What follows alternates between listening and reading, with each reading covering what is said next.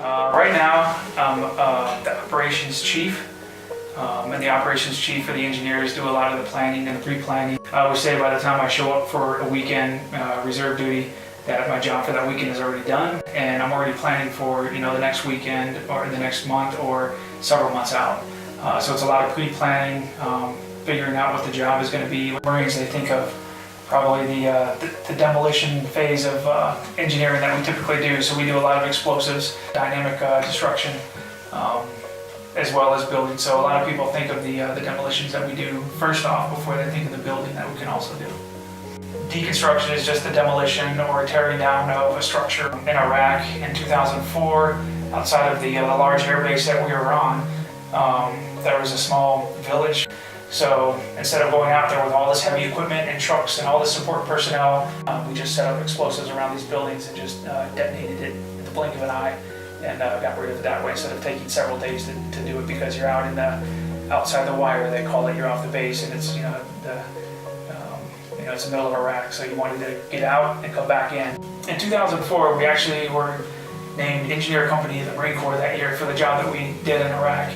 So we actually got to go to several countries in a number of years to do building of schoolhouses and hospitals, road and infrastructure repairs. So some of the humanitarian missions that we did were in Belize, Dominican Republic, Honduras, Peru. A lot of people don't think of that aspect of combat engineering also.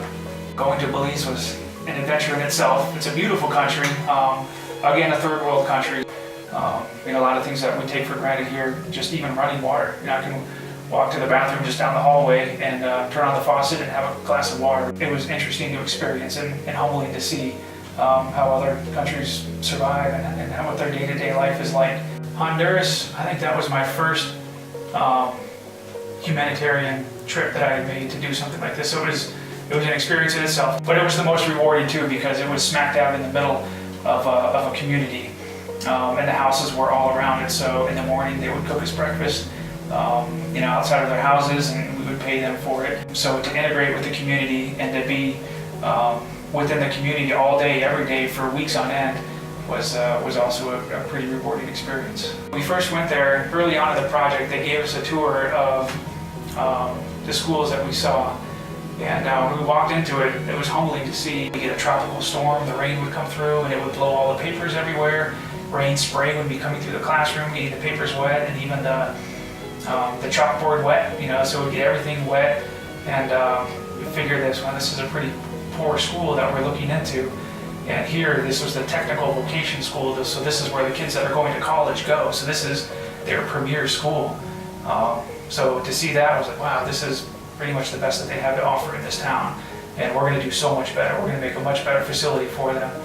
I think some of the most memorable experiences I had too was with the kids as they come by, just interacting with them. And so we had nicknames for them, and as they came by, we would chat with them, how was your day at school? And they're trying to learn English as well, and I speak very little Spanish, so they would try to speak English with us, and I would throw in a few Spanish words that I would know, and they would laugh as I would pronounce it right, or the accent wasn't right. But it was a lot of fun to interact with the kids and the adults as well. But being able to interact with the community and build something that's sustaining in nature is actually one of the most rewarding parts of doing the humanitarian missions.